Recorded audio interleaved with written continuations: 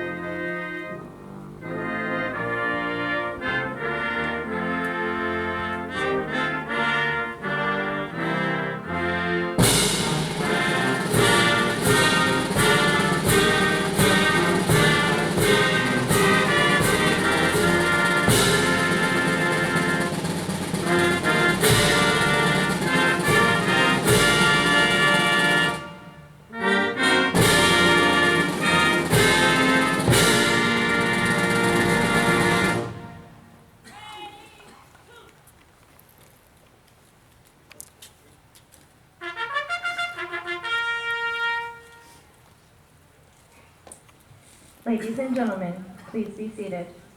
Come up!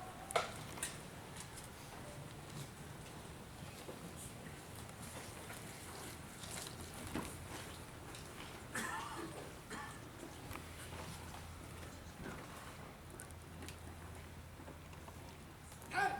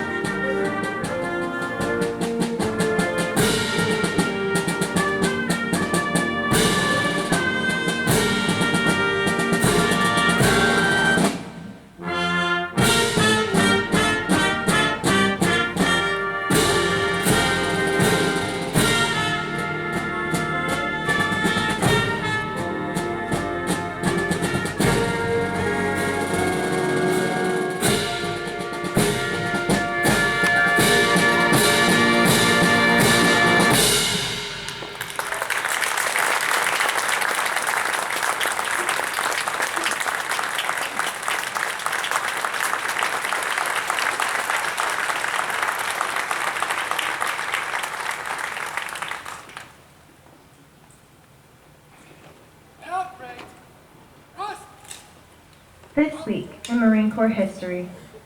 On May 2nd, 1946, Marines from Treasure Island Marine Barracks, under the command of Warrant Officer Charles L. Buckner, aided in suppressing the three-day prison riot at Alcatraz Penitentiary in San Francisco Bay.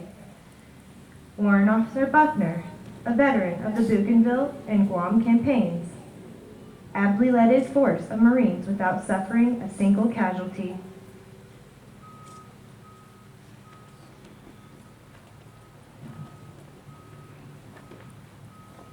Ladies and gentlemen, Colonel Grabowski. Morning, ladies and gentlemen.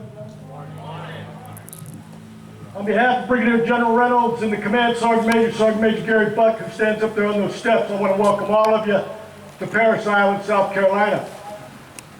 Hopefully the weather holds out for us today. It's going to be like last week, but I think we'll do well.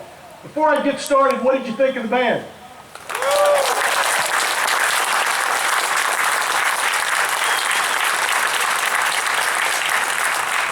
I'll tell you, Marine for Marine, that's the best band in the United States, in my opinion. And they got the awards to prove it. The rendition that you just heard, you know, Sergeant Major Gary Buck up there is the toughest man on this depot. We say he's harder than woodpecker lips. But he gets tears in his eyes when he hears that song. So the takeaway with these young men and women here today is what I want you to remember. They're not just musical ambassadors. They're also warrior musicians. Now, where are my East Coast DI Marines? All of you over here?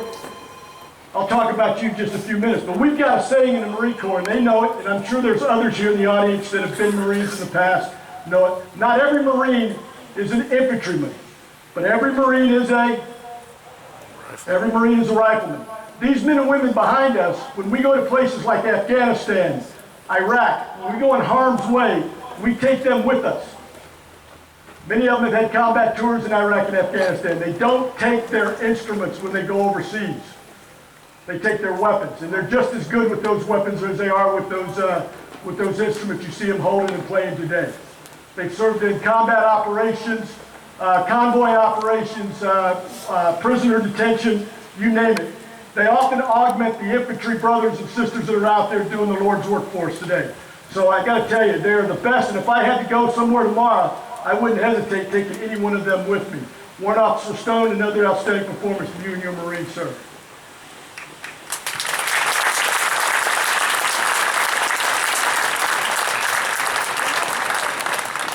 Sergeant Major Murbosh, Iron Mike, it's a pleasure to have you back home again, sir. And I got to tell you, ladies and gentlemen, this is a true hero.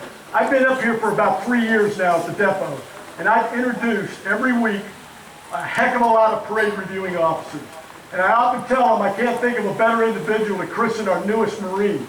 But I've got to tell you, we've had a lot of senior officers, we've had a lot of politicians, but Mike, you are the best. I can't think of a better Marine today with your character and your reputation to be here today to look at these Marines as they walk in front of you, salute them, and tell them job well done. Thank you, sir, for taking the time to come down here with us.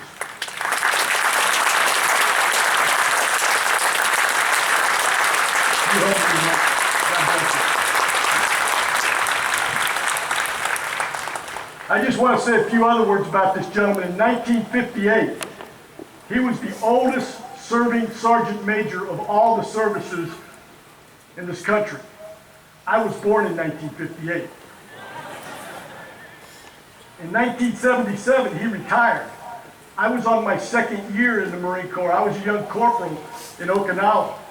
And I remember when he retired because it was a big deal. I'm standing here today. Next year, me and Sergeant Major Buck have to retire. And I was talking to Sergeant Major Buck this morning, and I said, you know, between the two of us, I don't think either one of us can still take him. But Sergeant Major Buck said he thought he could as long as Mike was looking the other way when you hit him. Okay, we got as I said earlier, we got the East Coast DI Association, Sergeant Major Miller, Mary. Sergeant Major Miller is the president of that outstanding organization. These are men and women, ladies and gentlemen, who are drill instructors that had served here prior to World War II all the way to the present.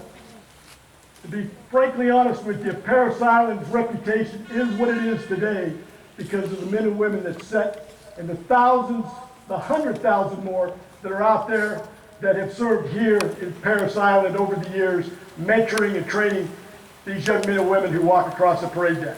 So, gents, this is my fourth one with you. We've got two big events here on the depot every year. And you're expected to get an invitation to one of them, or both of them, and if you don't, you're missing out somewhere. But one is the birthday ball, which everyone goes to the ball, as you know. But the second one is when the second association or the DI association comes in town.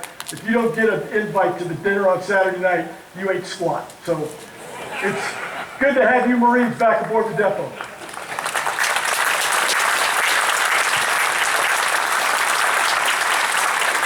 And last but not least, I want to recognize the educators that are with us from the Detroit area as well as Charleston, West Virginia. You folks, it's a pleasure to have you down here, seeing how we make Marines.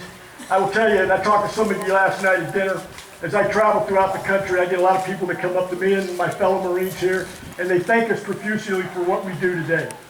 But I will tell you, I come from a family of educators and farmers from the Midwest.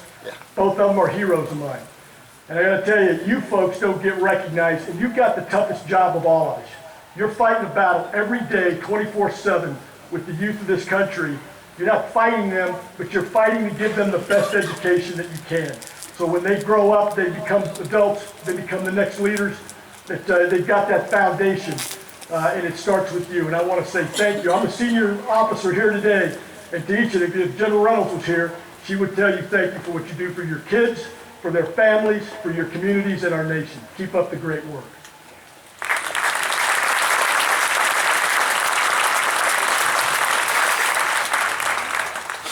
Let's talk about why we're here today.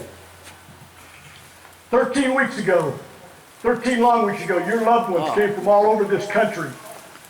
Well, if you were at the Family Day brief yesterday, you saw a naturalization ceremony. Some of these young men come from overseas, come from Latin America, South America, the Pacific Rim.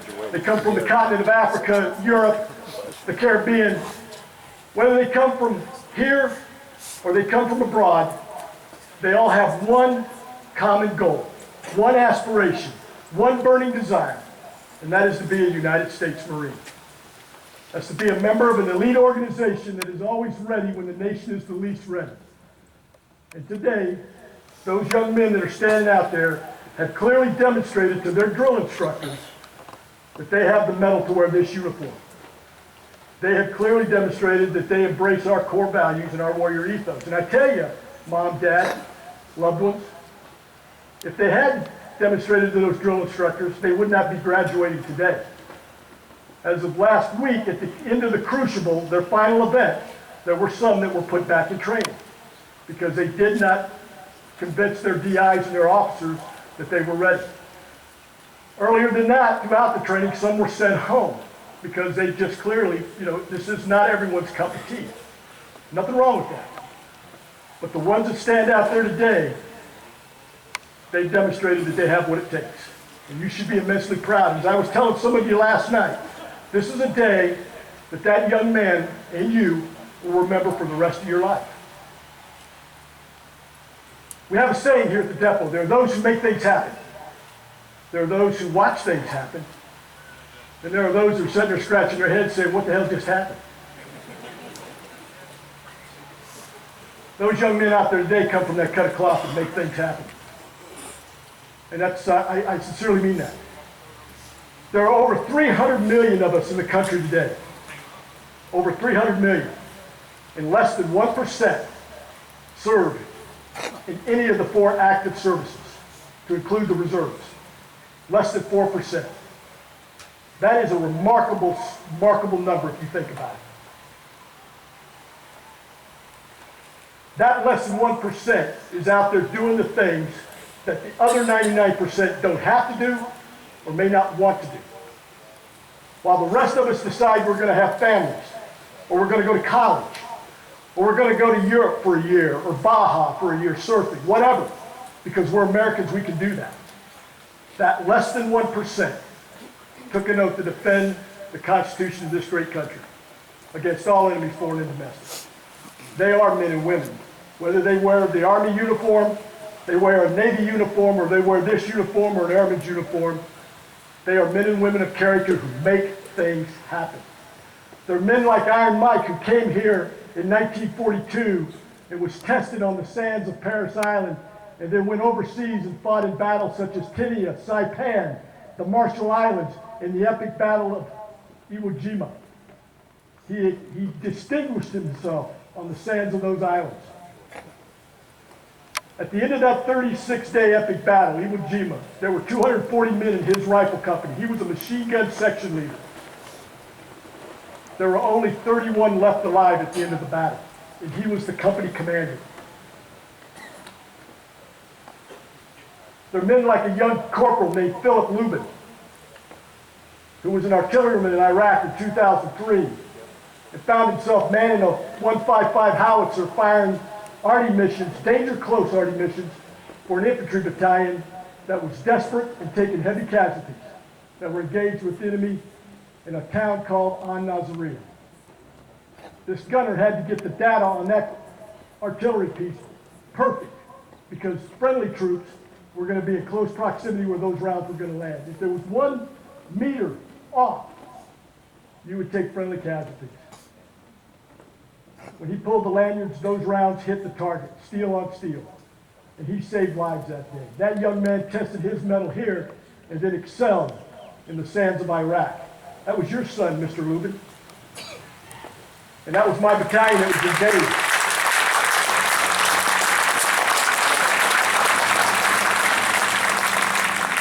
And that was my battalion he was firing in support of. Those are men that make things happen, ladies and gentlemen. We don't have promises in this business. We don't give a lot of promises out. It's not our nature. But I've been doing it for about 38 years now, and I'm going to tell you, I'm going to give you this. Your sons have been trained by the best non-commissioned officers, staff non-commissioned officers that our Corps has. You've actually talked to them and rubbed elbows with them this week and seen them. When they leave here and go out to the operating forces, they're going to be mentored and trained by the best officers, staff non-commissioned officers, and officers that our nation has to offer. They'll be better trained and equipped than any generation of warriors that have gone before them, and they'll be trained collectively and individually to be able to deal with situations that you and I would not want to deal with.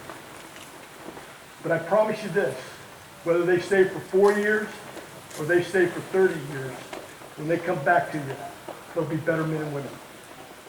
I promise you that. They'll be better men and women. They'll be better leaders in their community. And today, we need as much good leadership out there as we can get. We have a motto in the Marine Corps. For those of you that don't know it, most of you over this side know it already. It's called Semper Fidelis. When you see Marines, they always walk up to each other and they say, Semper Fi. They exchange that. That's Latin. In English, it translates to always faithful. Always faithful. That's our motto. And I want you to use that with your young Marine when you take him home. In the morning when he wakes up, say, Semper Fi. We're faithful to our God. We're faithful to our country. We're faithful to our Corps. We're faithful to our families. We're faithful to each other in the good times, but especially in those bad times. I say to all of you this morning, congratulations.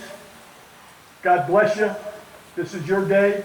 Enjoy those young Marines. We can get them home, keep them in the house for a couple days so they get acclimatized and turn them loose. We want to get them to their next duty station safe. But congratulations to all of you, and welcome to your new family. Semper Fi.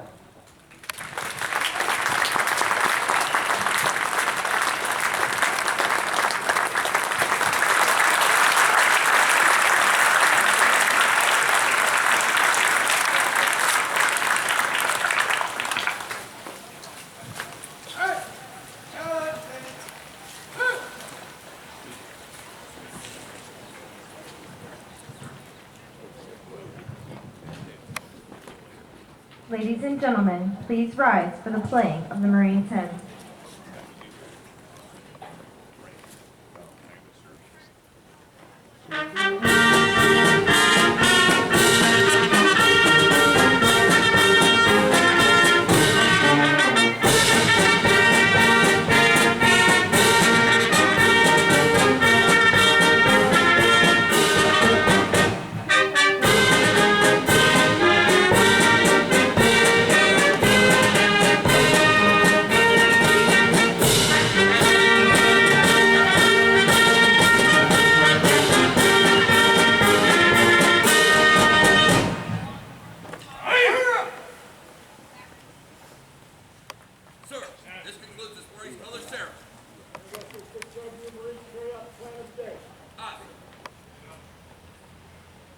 Ladies and gentlemen, this concludes today's color ceremony.